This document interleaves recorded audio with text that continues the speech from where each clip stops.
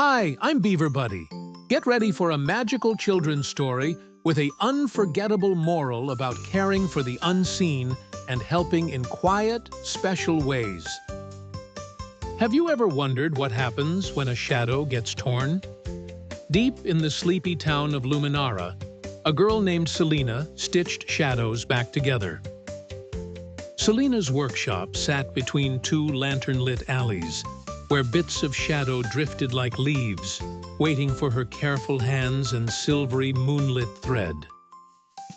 Each shadow had a story: a cat's tail missing, a child's outline faded, or a tree's shade shredded by a sudden gust of wild midnight wind. Selina never charged for her work. Instead, she asked each visitor to share a happy memory, weaving the joy into the repaired shadow's fabric. One rainy night, a shadow limped in, yes, limped, its edges frayed, a deep rip running from top to bottom like a canyon in soft black cloth. It belonged to Finn, a shy boy whose laughter had grown quieter since his shadow began unraveling. He feared he might vanish without it.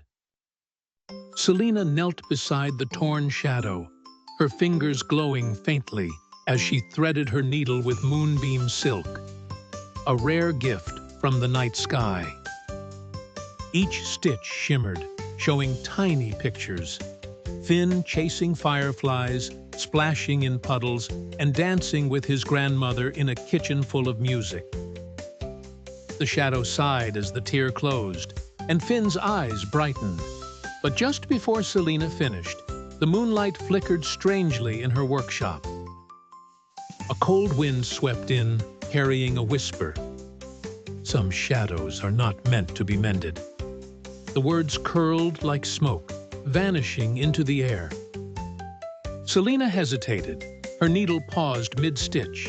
The shadow beneath her hands trembled, and for a heartbeat, she saw a second shadow lurking behind. This second shadow was darker, heavier, and it was slowly swallowing the repaired one, like ink spreading through water on a crisp white page. Finn gasped. "That's not my shadow!" he cried. The dark shape hissed and darted toward the door, pulling Finn's real shadow along with it. Selina dropped her needle and raced after it into the streets, where lanterns swayed and shadows stretched in impossible twisting directions. The chase led to the clock tower square, its giant face glowing pale silver. Shadows pooled like spilled paint around the base of the tower. The dark shadow hissed again, forming jagged arms. It clutched Finn's shadow tight, its edges fraying under the strain of holding both at once. Selina remembered her grandmother's words: "Not all darkness is evil, but all darkness fears light." She reached into her pocket for a glass bead. The bead was small, but captured a single drop of pure dawn light, collected years ago on a quiet spring morning when the world smelled of rain. She threw the bead toward the dark shadow. It burst in a flash of gentle gold, scattering the darkness like leaves in a sudden breeze. Finn's shadow tumbled free, landing with a soft thud against the cobblestones before sliding quickly back into place beneath his small frame. The dark shadow shrank to the size of a coin and whispered, "I only wanted a story of my own," before vanishing into the night forever. Finn looked up at Selina, his voice trembling. "Do you think even bad shadows can change?" Selina smiled gently. "With the right light, yes."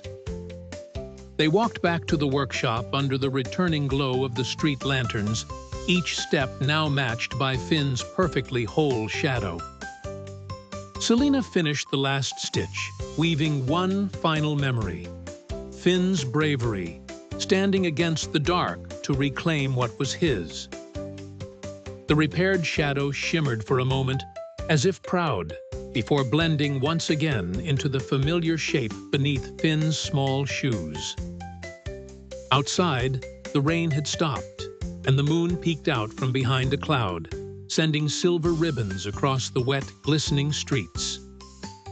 Finn skipped once, watching his shadow copy him exactly. "It feels strong," he said. Selina nodded. "And it carries more light than before."